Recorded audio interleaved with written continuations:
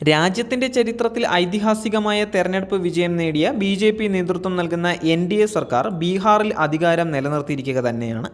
നരേന്ദ്രമോദി സർക്കാരിൻ്റെ പൂർണ്ണ പിന്തുണയോടെ മുഖ്യമന്ത്രി നിതീഷ് കുമാർ നയിക്കുന്ന ഡബിൾ എഞ്ചിൻ സർക്കാർ അടുത്ത 5 വർഷം കൂടി ബീഹാർ ഭരിക്കും.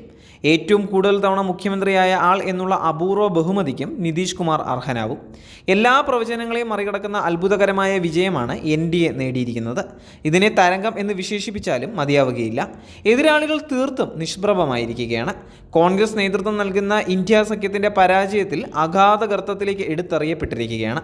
പ്രമുഖ സഖ്യകക്ഷിയായ ലാലു പ്രസാദ് യാദവിൻ്റെ ആർ.ജെ.ഡി ഇതുവരെ നിലനിർത്തിയിരിക്കുന്ന ശക്തിദുർഗങ്ങൾ നരേന്ദ്രമോദിയുടെയും ബി.ജെ.പിയുടെയും പടയോട്ടത്തിൽ ഒന്നൊന്നായി കീഴടങ്ങി. അതേസമയം ബി.ജെ.പിക്കൊപ്പം നിന്ന എല്ലാ ഘടകകക്ഷികളും വൻ വിജയം നേടുകയും ചെയ്തു. എന്തുവന്നാലും ഇക്കുറി അധികാരം പിടിച്ചെടുക്കും എന്നുള്ള അവകാശവാദവുമായി രംഗത്തിറങ്ങിയ തേജസ്വി യാദവിന് അതിശക്തമായ തിരിച്ചടിയാണ് ഏറ്റിരിക്കുന്നത്. അധികാരമോഹം കൊണ്ട് ഭ്രാന്തനെ പോലെയായിരിക്കുന്ന കോൺഗ്രസ് നേതാവ് രാഹുലിനെ ബീഹാർ രാഷ്ട്രീയത്തിൽ നിന്ന് അവിടുത്തെ ജനത വലിച്ചെറിഞ്ഞിരിക്കുകയാണ്. കോൺഗ്രസിന് 2 അക്കം കടക്കാൻ പോലും കഴിയാതെ വന്നതോടെ പരാജയത്തിൻ്റെ പ്രതിരൂപമായി നെഹ്റു കുടുംബത്തിൻ്റെ യുവരാജാവ് മാറി. രാഷ്ട്രീയ ജീവിതത്തിൽ 95ാമത്തെ തെരഞ്ഞെടുപ്പ് പരാജയമാണ് രാഹുൽ നേരിടുന്നത്. നെഹ്റുവിൻ്റെ ജന്മദിനത്തിൽ തന്നെ ഇതുണ്ടായത് ചരിത്രത്തിൻ്റെ കാവ്യനീതിയാണ്. ആത്മാഭിമാനം തെല്ലെങ്കിലും അവശേഷിക്കുന്നുണ്ടെങ്കിൽ രാഹുലിന് രാഷ്ട്രീയം ഉപേക്ഷിക്കാനുള്ള സുവർണ അവസരമാണിത്. ബി.ജെ.പി. നേതൃത്വം നൽകുന്ന എൻ.ഡി.എ സഖ്യത്തിൻ്റെ വിജയത്തിളക്കത്തിൽ കണ്ണു മഞ്ഞളിച്ചു പോയ കോൺഗ്രസ് എന്തു പറയണമെന്ന് അറിയാതെ വിഷമിച്ചിരിക്കുകയാണ്. പരാജയം ഉറപ്പാണ് എന്ന് മനസ്സിലാക്കിയ രാഹുൽ പതിവ് പോലെ തെരഞ്ഞെടുപ്പ് ഫലം പുറത്തു വരുന്നതിന് മുൻപ് രാജ്യം വിടുകയും ചെയ്തു. വ്യക്തിപരമായ വിശ്വാസ്യതയോ രാഷ്ട്രീയമായ പക്വതയോ തൊട്ട് തീണ്ടിയിട്ടില്ലാത്ത നേതാവാണ് താനെന്ന് ഈ അധികാരമോഹി ഒരിക്കൽ കൂടി തെളിയിച്ചിരിക്കുകയാണ്. ബീഹാറിൽ കോൺഗ്രസ് നടത്തിയത് രാഷ്ട്രീയ പ്രചാരണമല്ല, നുണപ്രചാരണമായിരുന്നു. തെരഞ്ഞെടുപ്പ് കമ്മീഷനുമായി ചേർന്ന് മോദി സർക്കാർ വോട്ടുകൊള്ള നടത്തുകയാണ് എന്ന് ബീഹാറിൽ അങ്ങോളം ഇങ്ങോളം നടന്ന് പ്രചാരണം നടത്തി.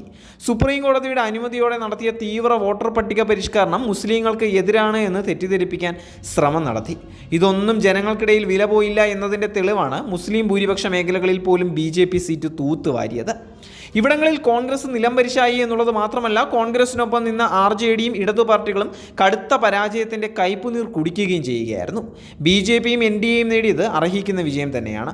മോദി സർക്കാരിൻ്റെ പിന്തുണയോടെ ബീഹാറിൽ നടപ്പാക്കിയ വികസന പ്രവർത്തനങ്ങളുടെയും ക്ഷേമ പദ്ധതികളുടെയും ഗുണഫലങ്ങൾ അനുഭവിച്ച ജനങ്ങൾ എൻ.ഡി.എ സഖ്യത്തെ ഹൃദയം കൊണ്ട് സ്വീകരിക്കുന്നു. ഗ്രാമങ്ങൾ തോറും റോഡുകൾ നിർമ്മിക്കുകയും മദ്യനിരോധനം നടപ്പാക്കുകയും വീടുകളിൽ വൈദ്യുതിയും കുടിവെള്ളവും പാചകവാതകവും എത്തിക്കുകയും ചെയ്തതിനാൽ ഭരണവിരുദ്ധ തരംഗം എന്നൊന്ന് ബീഹാറിൽ തരുമ്പ് പോലും ഇല്ലായിരുന്നു. ലാലു ഭരണത്തിൽ ജംഗിൾ രാജായ ബീഹാറിൽ സമാധാന ജീവിതം സാധ്യമായപ്പോൾ പാവപ്പെട്ടവരും സ്ത്രീകളും എൻ.ഡി.എ ഭരണത്തിന്റെ തുടർച്ചയ്ക്ക് അനുമതി നൽകുകയായിരുന്നു. കേന്ദ്രത്തിലായാലും സംസ്ഥാനങ്ങളിലായാലും ഭരിക്കാൻ അവസരം കിട്ടിയപ്പോഴൊക്കെ അഴിമതിയും സ്വജനപക്ഷപാതവും നടത്തി പാരമ്പര്യമുള്ള കോൺഗ്രസിന് ഇതൊന്നും ഒരിക്കലും മനസ്സിലാവത്തുമില്ല.